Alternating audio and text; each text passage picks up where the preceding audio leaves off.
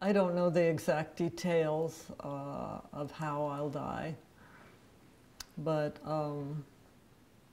I know it won't be, I know I won't have a long period of suffering, and that's very reassuring.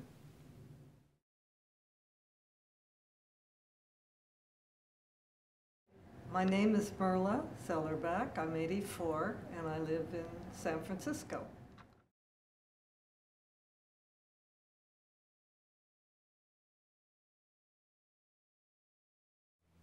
My father was a rabbi, and he was a very spiritual man. And I asked him if he still believed in God.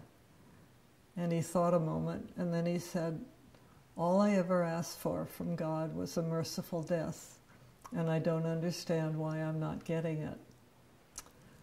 So that was kind of engraved in stone across my forehead.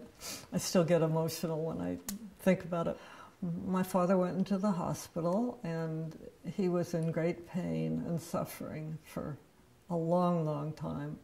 Finally, they moved him to the intensive care unit. He knew it was close to the end. He was in such pain and agony, and he begged the doctors to end his suffering, and they couldn't by law.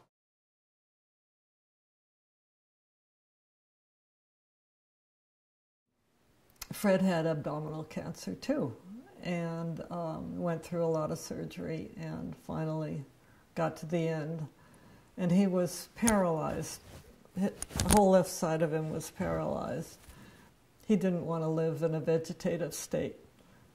He couldn't even feed himself, and I understood totally. I wouldn't want to live that way either.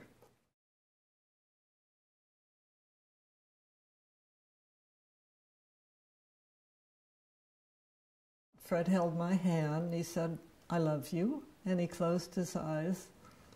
And he had, if there's such a thing as a good death, he had a great death.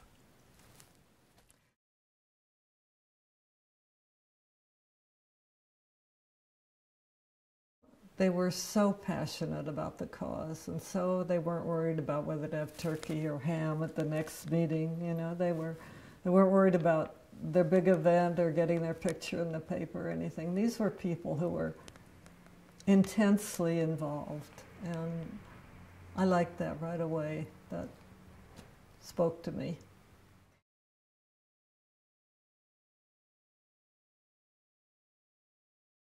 As I recall, we took a poll, Compassion and Choices, and almost 2/3 of the people in California were in favor of death with dignity, end-of-life choice.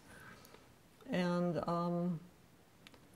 it'll happen, you know. It's like gay marriage. Its time will come. I truly believe that, because it's the right thing, and it's the humane thing.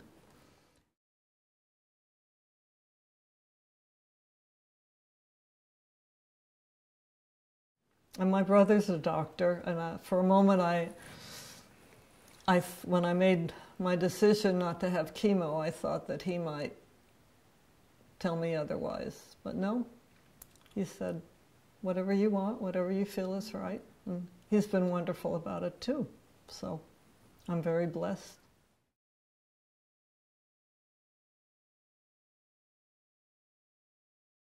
It's been a wonderful experience. I know that sounds crazy, but I would hope maybe I could even write it up sometime. And I wouldn't be quite that glowing about it, and I don't mean to sound, yeah, goody goody, I'm going to die, you know. The alternative was to have some time to get my things in order, say goodbye to my family and close friends, and get my thoughts together, get myself together, get my life in order before I left. And it was an easy decision for me. Nobody should have to go through what my dad went through. That's my final wish.